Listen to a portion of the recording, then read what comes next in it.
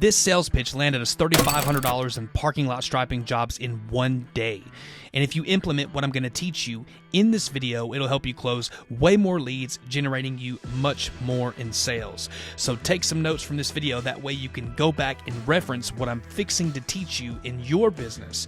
But before we get into it, if you're looking to start a parking lot striping business but aren't sure about what paint to use, the equipment you need, or how much to charge for parking lot striping jobs, check out How to Stripe. We're giving away 3 free copies of the course before its launch, so check out the first link in the comment section and description to win. I was getting a lot of calls in 1 week that were coming in off of our Google My Business profile listing. When these organic leads are calling you and seeking a service that are specific to their needs, this indicates that there's a high intent probability for them to purchase. As a result of our organic traffic that was coming in off of Google, we were so booked up that I only had 2 more slots in the week that I could fill. So when the next 2 people gave me a call, I told them, if you book with us today, we'll put you on the schedule for this week. But if not, I can't guarantee you a spot until a few weeks from now.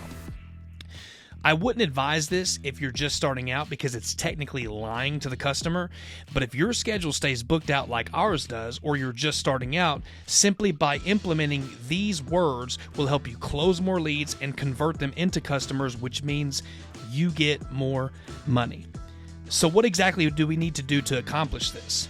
The first thing is, as a service provider, you always want to create scarcity for your product.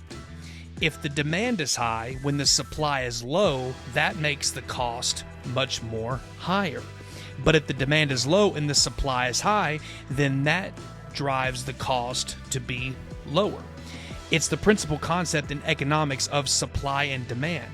In economics, it's the relationship between the quantity of the commodity that producers wish to sell at the various prices and the quantity that the consumers want to buy it. It's the main model of price determination used in economic theory. Secondly, you need to create within the person calling you the fear of potentially missing out on your offer.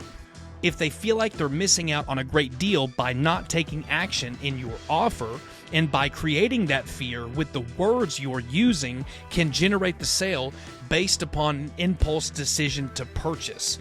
Because if they can't find that great of an offer in a short amount of time, then you will most likely close the sale.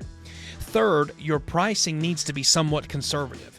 If they perceive that the price is too high, they may shop around and try to come back to you in a later time, which that's okay if you got more work than you can handle.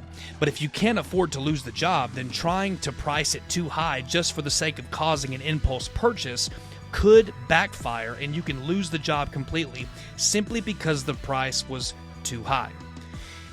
Don't forget to like the video and subscribe to the channel if you haven't already. And if you made it this far in the video, comment down below 3K, and we'll see you in the next one.